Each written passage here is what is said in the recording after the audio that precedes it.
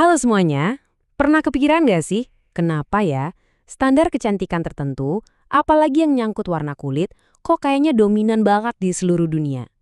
Hari ini, kita bakal bongkar dari mana ide-ide ini sebenarnya datang. Dan jawabannya mungkin bakal bikin kalian kaget. Oke, ayo kita mulai. Waktu kita jalan di lorong produk kecantikan, kita lihat banyak banget pilihan kan?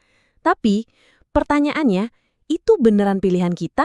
Atau jangan-jangan kita ini dipengaruhi sama sesuatu yang jauh lebih tua, jauh lebih dalam? Nah, ini nih inti pembahasan kita kali ini. Jadi, buat ngerti soal kecantikan modern, kita harus mundur jauh banget. Bukan ke tahun 90-an atau 80-an ya, tapi kita mundur sampai ke era kolonial. Ternyata disinilah benih-benih standar kecantikan yang ada sekarang ini pertama kali ditanam. Nah, ini ide utamanya. Para penjajah Eropa itu datang bukan cuma dengan selera kecantikan mereka. Enggak, mereka pakai warna kulit sebagai alat yang efektif banget buat justifikasi dominasi mereka, buat ngebangun struktur kekuasaan yang jelas. Dan hierarki ini dibangunnya nggak main-main loh, sistematis banget. Kulit putih itu sengaja diasosiasikan sama semua hal yang positif, kekuasaan, status elit, moralitas. Sebaliknya, kulit yang lebih gelap sengaja didefinisikan sebagai lawannya. Ini nih yang menciptakan warisan yang nempel terus sampai sekarang.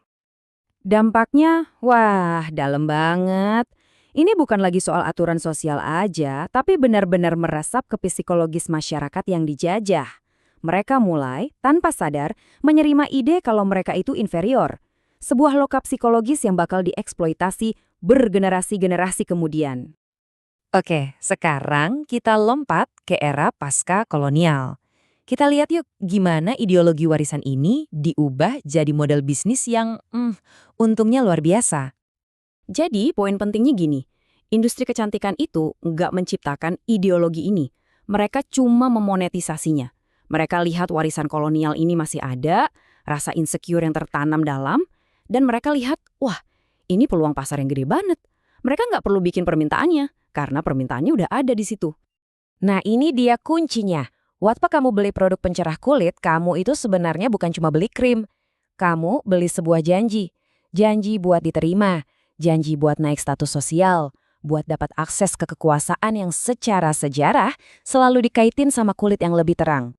Buktinya, lihat aja bahasanya. Coba deh perhatiin kata-kata yang dipakai di kemasan produk di seluruh dunia. Istilah-istilah ini tuh kayak gema langsung dari hierarki kolonial dulu, yang sekarang dipakai buat jualan produk. Dan ujung-ujungnya memperkuat ideologi lama itu demi keuntungan.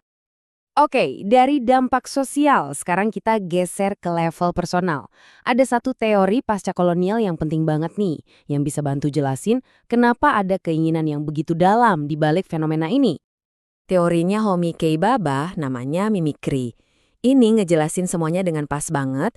Jadi ini bukan sekedar niru-niru biasa.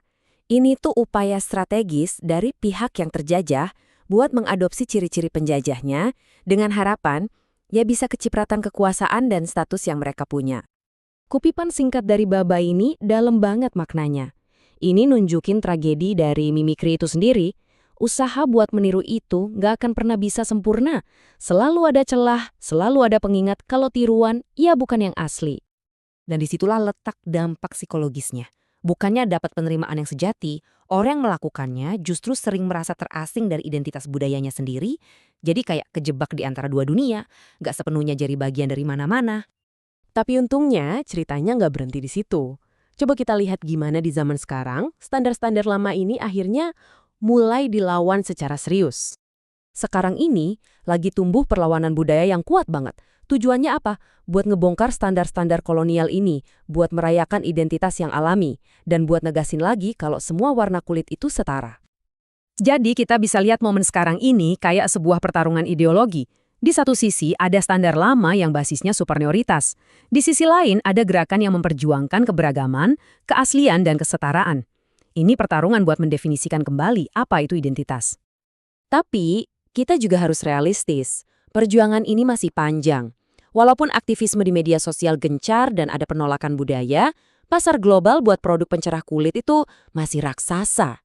Ideologi lama ini masih jadi kekuatan ekonomi yang kuat banget.